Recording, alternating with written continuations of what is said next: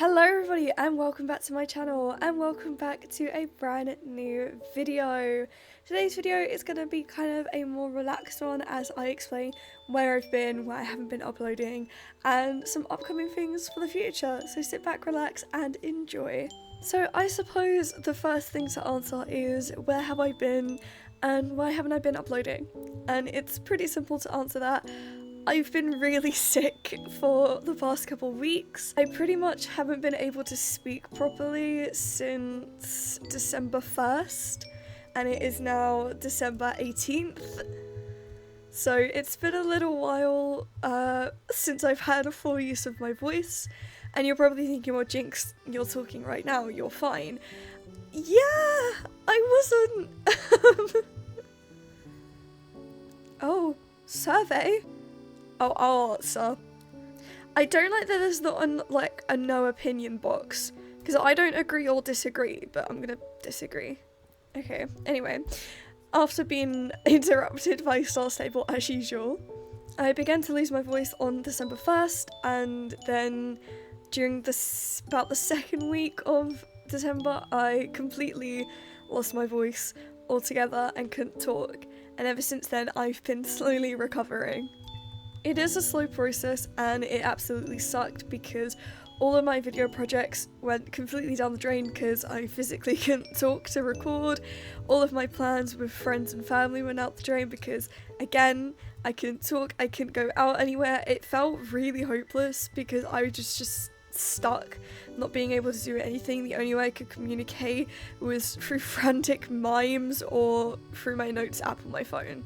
However, despite my lack of voice, it didn't stop me from running events and running a 3-day long open event. I think I'm very lucky to have such a wonderful club and such a wonderful staff team within that club that is able to work around me not having a voice and is just so amazing about the whole situation.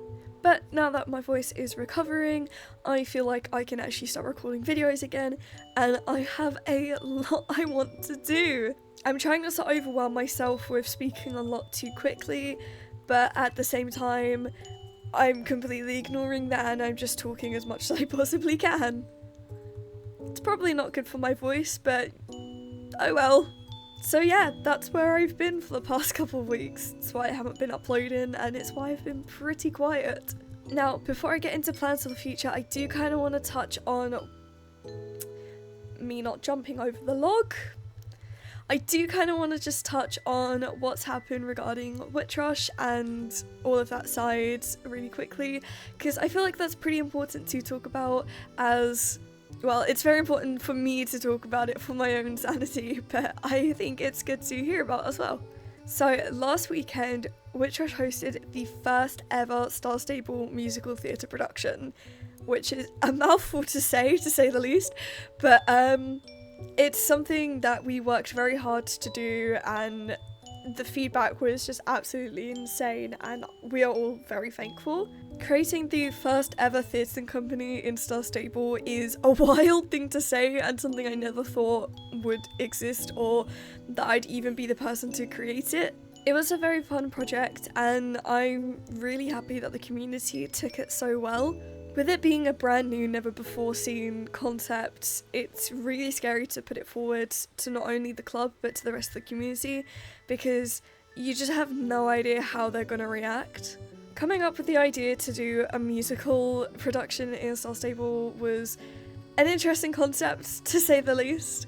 We really had to think outside the box in regards to what we could actually achieve on this game because as much as you can really let your creativity go wild, there is a limit to what you can actually do in the game. So obviously our first thought was to go to the Yulheim Theatre, and that was really quickly shut down. I would have absolutely loved to use the theatre, but there are many issues with the theatre. Now there are a lot of issues with the theatre, and all of which I'm gonna point out in this video so you can really see just how bad it is. The first issue is the location. The theatre is here. This sad looking little door is the door to the only theatre in the entire game. It's in this sad little alley in Jarlheim with no sign outside. If you didn't even play the quest to get the theatre, you wouldn't know what this is. Going inside, it's honestly a sad sight. There's almost no decoration, there's wallpaper missing from the walls, really terrible lighting, really uncomfortable looking seats, and there's just nothing in here. There's one poster of someone completely random. I don't think that person's ever been addressed in the game ever. I think it's just a random piece of art. Talia is here, but that's it. There's no life in here. There's nothing. There's a giant bin here, a bin bag here, some prop boxes, an empty cardboard box, and the most sad looking stage I've ever seen in my life. And I'm in the acting industry. I know how sad some stages can look, and this is terrible. There's no backstage or anything. There's no props, there's no set design. I mean, if you go back here, that's it. And this is it. This is all the room you have, quote unquote, backstage. And if you're down in the audience, you can see the entire back of the stage. There's not even a storage unit or a vanity where you can change your outfit or your hair and makeup. And let's not even get started about the broken emotes. Now, we already know that a lot of the dances and emotes aren't really optimized for the new characters, and it's been well over a year. Let me just show you what the theatre emotes look like.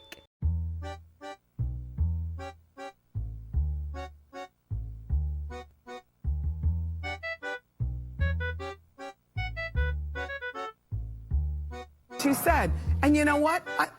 What was that? Okay, James.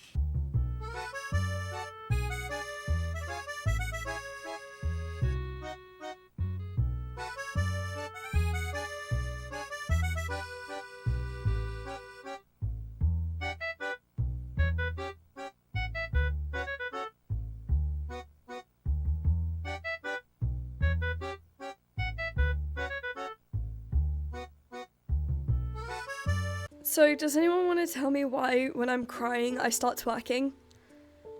The emotes are broken, they're not optimized at all, and they look awful.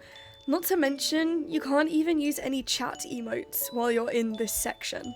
The theatre has no life, no love, and no care, so we couldn't use it. Oh, and did I mention the fact that you can't see other players in here? Yeah, that's a thing. So, what were we gonna do? We couldn't use the in-game theatre, a feature that would make sense but was unusable. First of all, we had to think of somewhere to have a stage, which arguably was probably the hardest part. Let's be realistic, we can't really close off an area in the game to have a performance. So we had to think of somewhere quiet, somewhere that people likely wouldn't run into. And that's when we came up with the idea to use Southwood Farm. At the home stables, there's a big ramp, there's a concrete platform, and there's a whole area behind the stables that the audience wouldn't be able to see. It was perfect. Plus, it was right by our home stables, so if we needed to, someone could go into the home stable to change their outfit or hair. And so the stage was set, a quiet area with lots of different levels for us to use and a good backstage. Then it was just finding what musical to do. I knew I wanted it to be slightly Christmas themed because, you know, we cancelled our previous Christmas event to have this, so I figured I'd kind of make it out to the club by giving them something Christmas themed at least. And that's where we got the idea to do The Nightmare Before Christmas. It's a wonderful movie that loads of people love. It has, obviously, songs in it and really recognisable characters. So we picked out 9 songs from the original movie, and I spent hours coming up with choreography that we could do in Star Stable.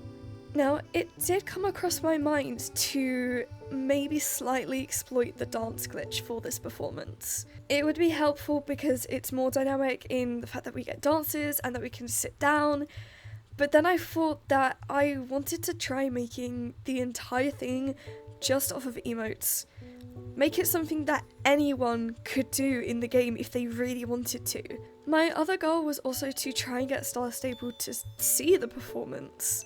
to open their eyes to a brand new concept that the community has created and maybe encourage them to update the theatre. Now, I know that is a pipe dream, and I'm aware it's going to be many years if Star Stable updates the theatre, if ever, but I can dream.